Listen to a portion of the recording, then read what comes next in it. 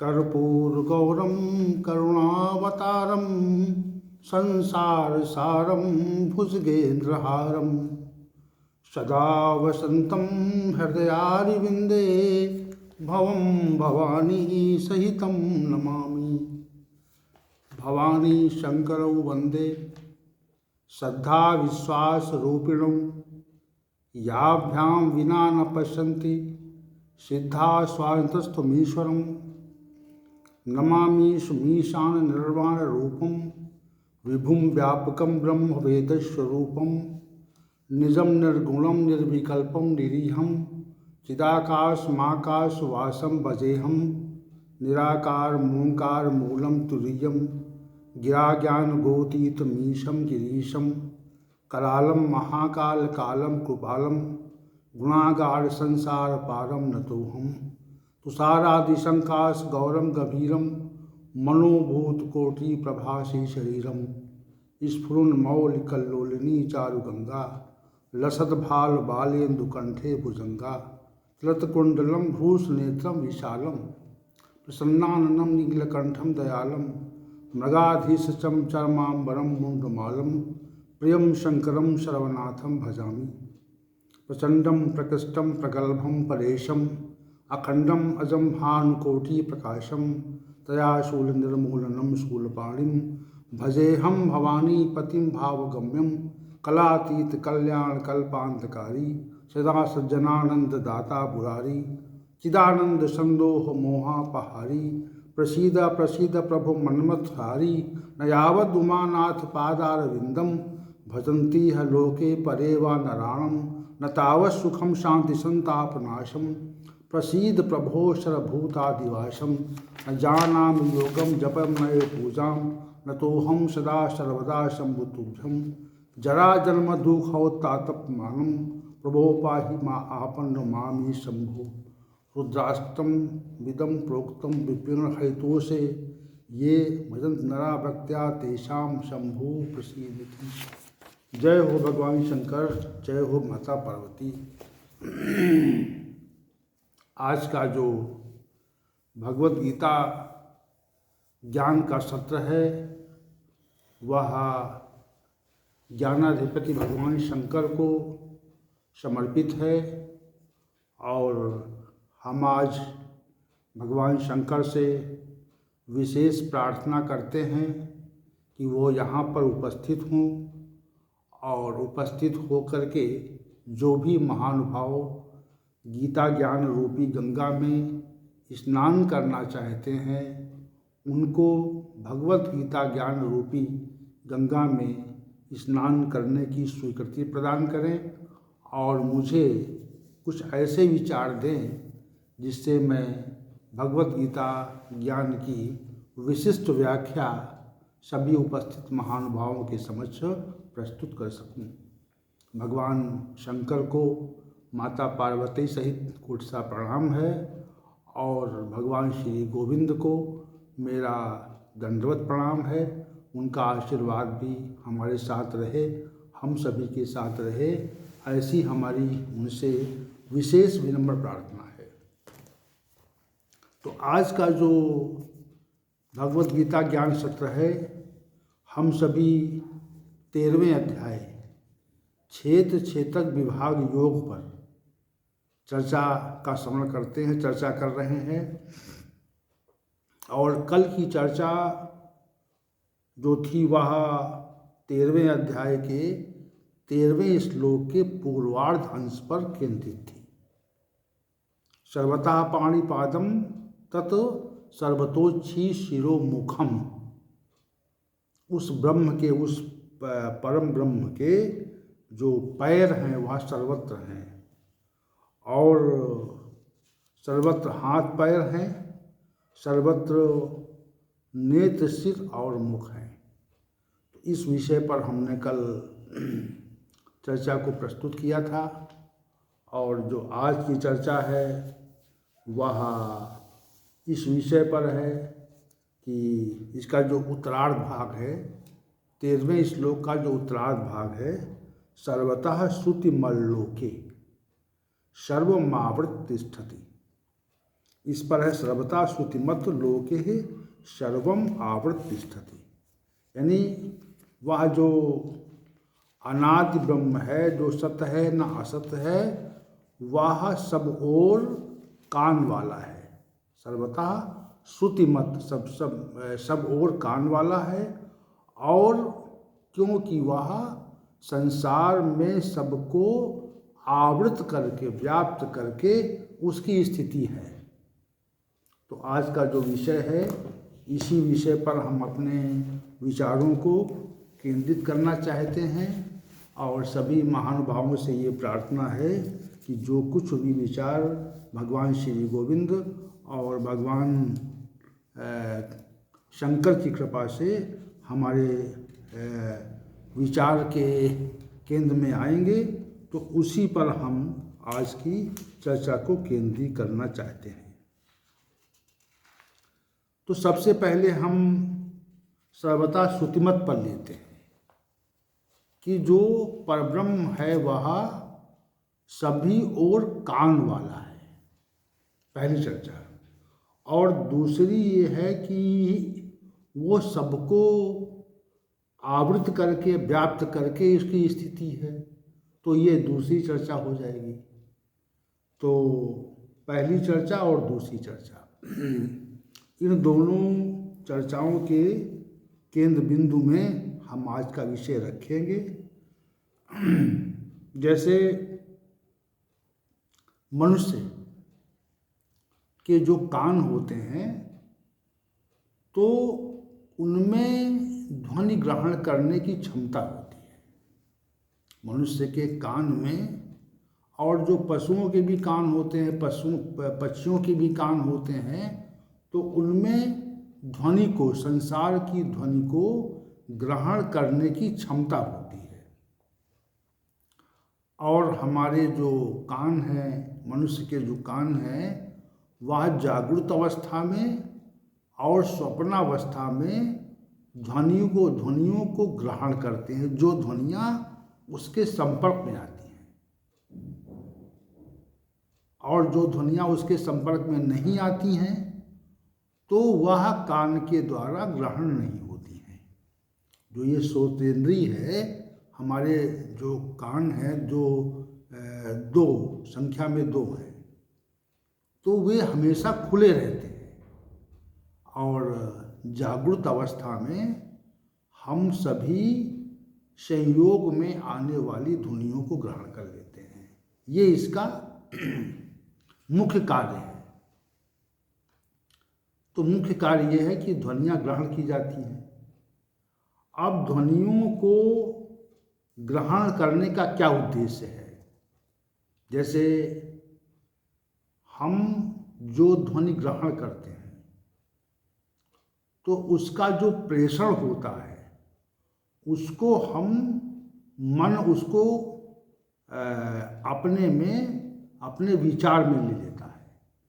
हम जिस ध्वनि को ग्रहण करते हैं, वह ध्वनि मन के विचार में आ जाती है, और बुद्धि के द्वारा उस ध्वनि का विनिश्चय होता है। ये प्रक्रिया होती है। जैसे हम किसी परिचित व्यक्ति की ध्वनि को सुने, तो उस ध्वनि को सुनने के पश्चात हम उसके प्रकार को जान जाते हैं कि ये परिचित व्यक्ति की ध्वनि है, और ये जान जाते हैं किसके द्वारा ये ध्वनि की गई है। अब एक और यहाँ पे विषय से अलग बात करना चाहेंगे। जैसे परमात्मा ने प्रत्येक व्यक्ति को वाणी दी है। वाणी विहीन भी मनुष्य होते हैं, लेकिन परमात्मा ने प्रत्येक व्यक्ति को वाणी दी है, और यह वाणी जो है कंठ से निश्चित होती है, उद्भवित होती है, निकलती है। तो अब इसका मतलब है कंठ में कोई वाणी रूपी यंत्र लगा हुआ है, और वह वाणी रूपी यंत्र जो है वह ध्वनि को निकालता है। तो हमारी जो ध्वनि निकलती है वह कंठ से निकलती है, और कंठ में हजारों या लाखों अरबों करोड़ों मनुष्यों के प्रत्येक के कंठ में ध्वनि निकालने का यंत्र लगा हुआ है। लेकिन विशेष बात यह है कि करोड़ों व्यक्तियों की जो ध्वनि है वह पृथक पृथक प्रकार की है। ये विशेष बात है, यानी यंत्र एक ही है, ध्वनि का जो यंत्र है एक है, लेकिन जो ध्वनि का जो प्रकार है वह प्रकार जो है वह पृथक पृथक है। जैसे आप इसको अनुभव करें कि प्रत्येक व्यक्ति जो कुछ बोलता है कहता है तो उसके प्रकार में अंतर है, उसका जो उच्चारण है उसकी उच्चारण में भिन्नता है। इस बात को आप ध्यान, तभी तो अलग अलग पृथक पृथक प्रकार के मनुष्यों को हम जान पाते हैं कि अमुक व्यक्ति ने ये तथ्य कहा, वैसे जान नहीं पाते हैं। तो प्रत्येक मनुष्य की जो वाणी होती है वह पृथक पृथक प्रकार से ध्वनि का उच्चारण करती है, विशेष बात है। तो जो उच्चारण देखिए, अब इसमें विशेष रहस्य वाली बात है, रहस्यात्मक बात है। इसमें एक विशिष्ट रहस्य है कि प्रत्येक मनुष्य की जो वाणी है वह रहस्यप्रद है, और परमात्मा की इस व्यवस्था में उस रहस्य को श्री भगवान के द्वारा प्रकट किया गया है। रहस्य है एक कि करोड़ों मनुष्यों की वाणी में विभिन्नता है, और उसी विभिन्नता के कारण हम ये जान जाते हैं कि अमुक व्यक्ति बोल रहा है। जैसे बहुत से लोग के पास दृष्टि नहीं होती, अंधे होते हैं, परंतु अंधे व्यक्ति भी वाणी को सुनकर ये अनुमान लगा लेते हैं कि यह अमुक व्यक्ति की वाणी है। और दूसरी बात जो पशु पक्षी हैं उनकी भी वाणी पृथक पृथक प्रकार की है। जैसे गाय का रम्हाना, कुत्ते का भौंकना, अन्य जितने भी पशु हैं उनकी वाणी पृथक पृथक प्रकार की है, और उस वाणी को सुनकर, से हमारे सामने प्रत्यक्ष न हो तो उस वाणी को सुनकर हम ये जान जाते हैं कि अमुक पशु जो है वो बोल रहा है। तो ये कितनी बड़ी परमात्मा की व्यवस्था है कि करोड़ों मनुष्यों की वाणी में विभेद पैदा कर दिया उसने। विशेष गुण उसका है कि वह विभेद उसके द्वारा उत्पन्न किया गया है। तो वाणी जो है, प्रत्येक मनुष्य की वाणी में अंतर है, उसके उच्चारण में अंतर, उच्चारण के प्रकार में अंतर है, या वो विभिन्न प्रकार की है। इस तरह इस बात को कहें हम। तो यहाँ पर जो चर्चा हो रही थी, हम सभी के कान जो हैं वह खुले रहते हैं, और किसी व्यक्ति के द्वारा कोई बात या कोई ध्वनि की जाती है या अन्य प्रकार की ध्वनि है संसार में जो होती हैं, उसको हमारा कान ग्रहण कर लेता है।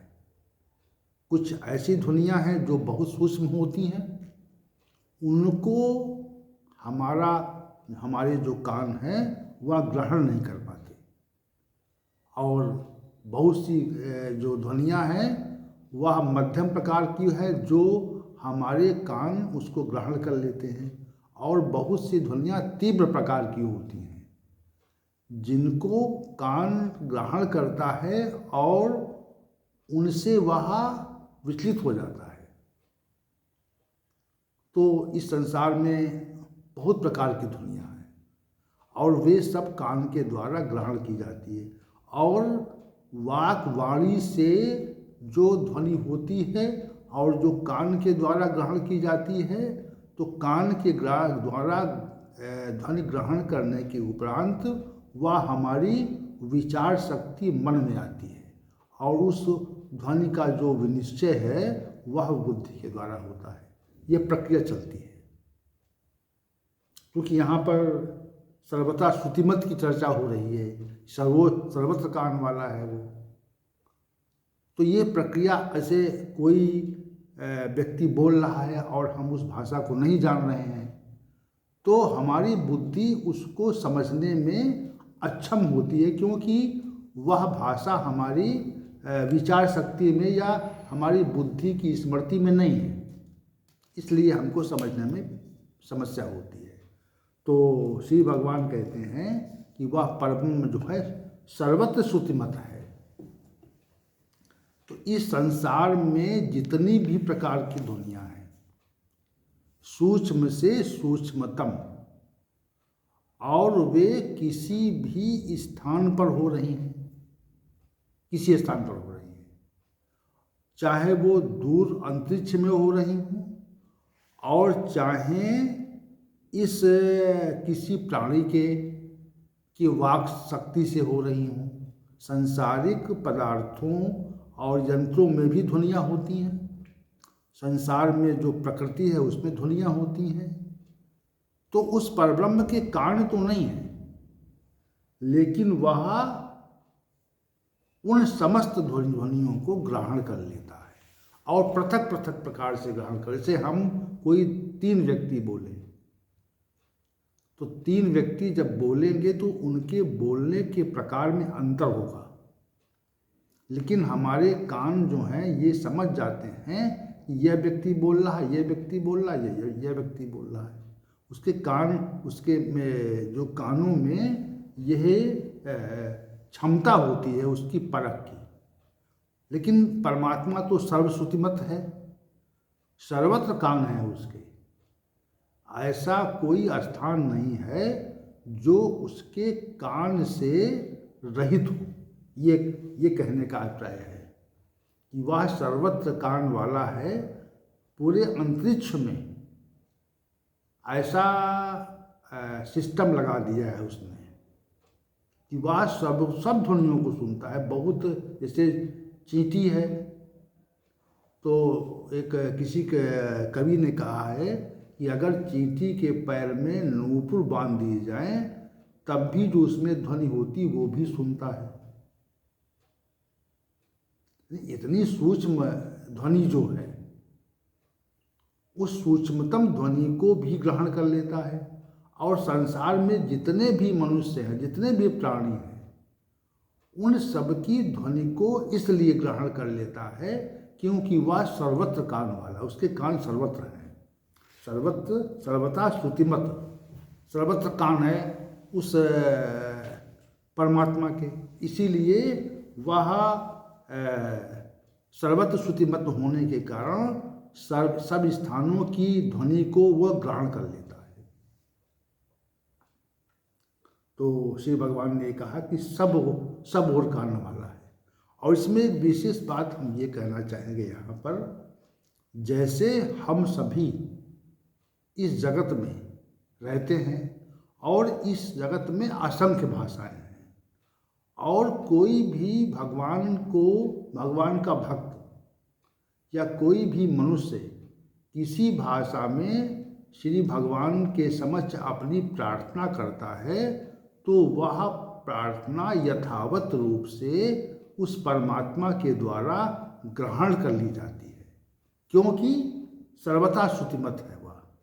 वह परमात्मा सर्वत्र कान वाला है और प्रत्येक भक्त की प्रार्थना को श्रवण करके और उसकी जो आकांक्षा है वह भी श्री भगवान के द्वारा पूरी की जाती है। उस जो अनादि है वह उसके द्वारा पूरित की जाती है। तो ये विशेष बात है कि अगर उस परमात्मा के कान सर्वत्र न होते, एक देशी होते, तो वह इस समग्र जगत में या अंतरिक्ष में कोई या अन्य लोकों में जो प्रार्थना करता तो वह उनके द्वारा ग्रहण नहीं होती और उस पर उस प्रार्थना को ग्रहण करके उसका परिणाम नहीं मिलता। ये विशेष बात है। इसलिए वह सबोर का सर्वथा सुतमत माने सब स्थान पर कान वाला है। ऐसा कोई स्थान नहीं है अंतरिक्ष में, पृथ्वी में, सागर में और समग्र विश्व में ऐसा कोई स्थान नहीं है जिस स्थान पर उस परमात्मा की स्थिति न हो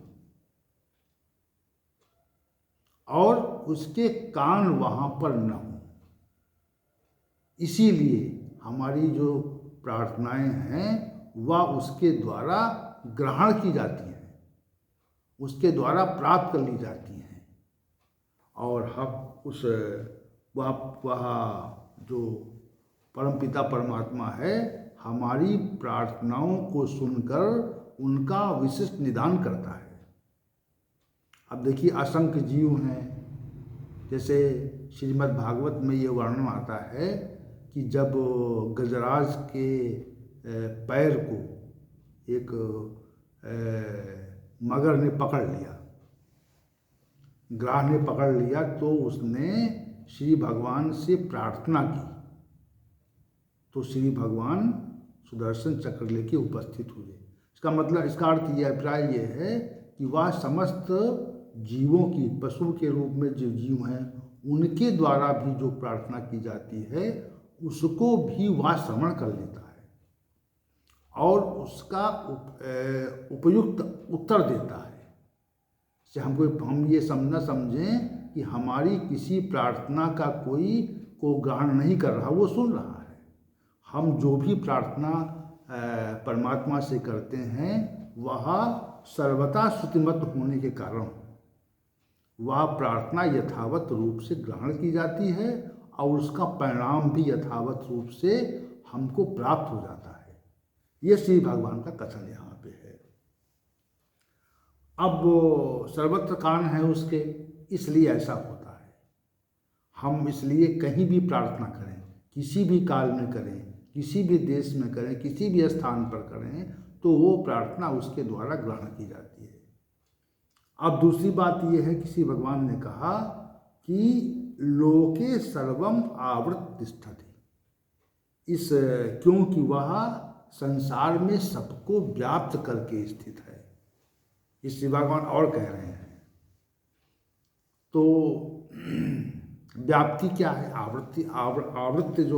आवृत्ति जो पद प्रयोग किया श्री भगवान ने, उसका क्या कथन है, उसका क्या क्या अभिप्राय है, इस पर भी हम विचार देंगे। वह सर्वत्र व्याप्त है, यानी हमारे ईश्वर सर्वभूतानां हृदय से अर्जुन तिष्ठति। वह जो ईश्वर है वह समस्त प्राणियों के हृदय में विराजमान है, रहता है। तिष्ठति पद कहा, रहता है, उपस्थित रहता है, उसकी निरंतर उपस्थिति रहती है। हमारे हृदय में उसकी निरंतर उपस्थिति रहती है। तो समस्त, चूंकि ईश्वरा सर्वभूतानां पद कहा वहाँ पे, समस्त प्राणियों के हृदय में उसकी उपस्थिति है।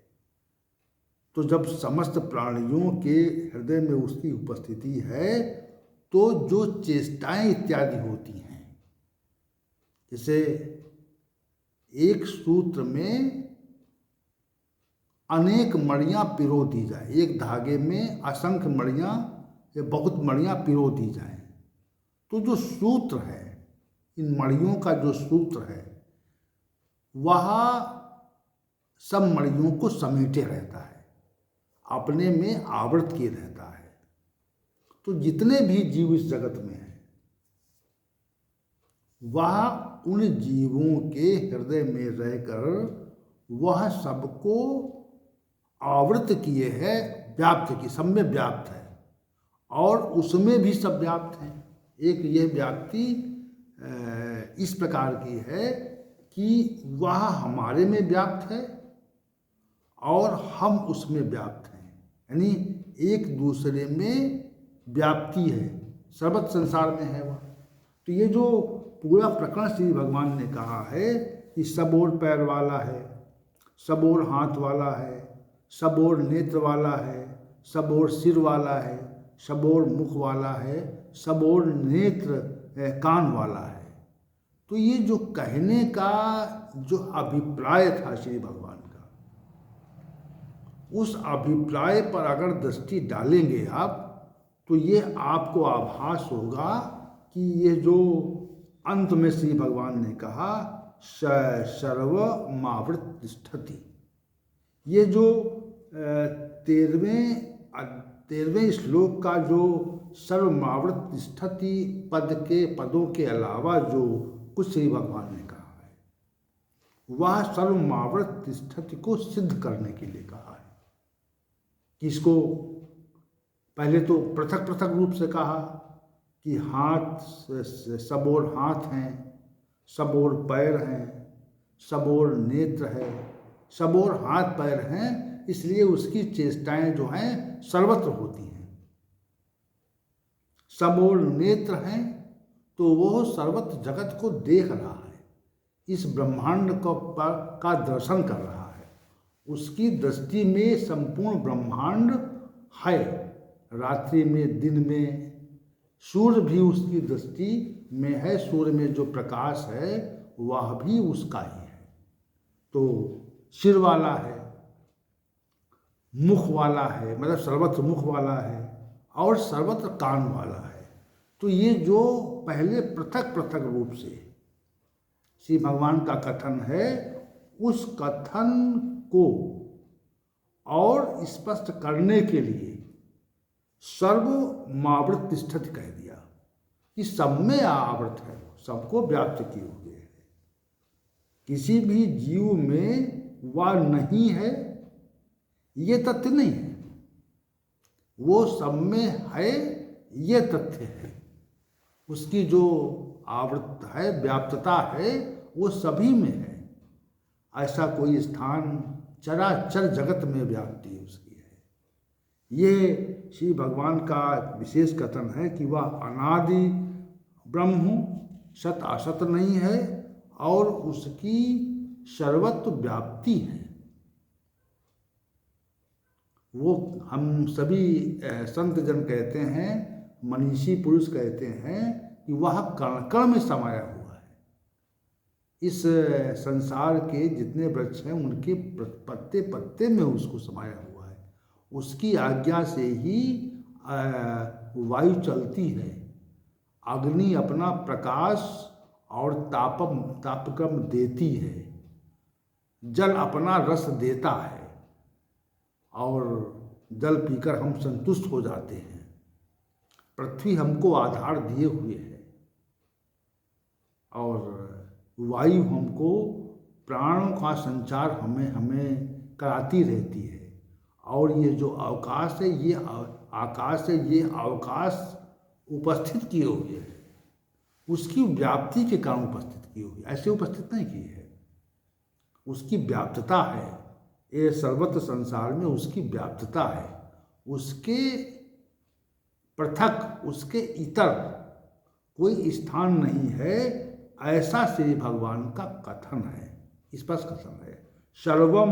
सर्वमावृत तिष्ठति, वो सबको आवृत करके, सबको व्याप्त करके स्थित है। ये विशेष बात है। उस परमात्मा के अतिरिक्त कुछ नहीं है। मत्तः परतरम ना अन्यत किंचित अस्ति धनंजय।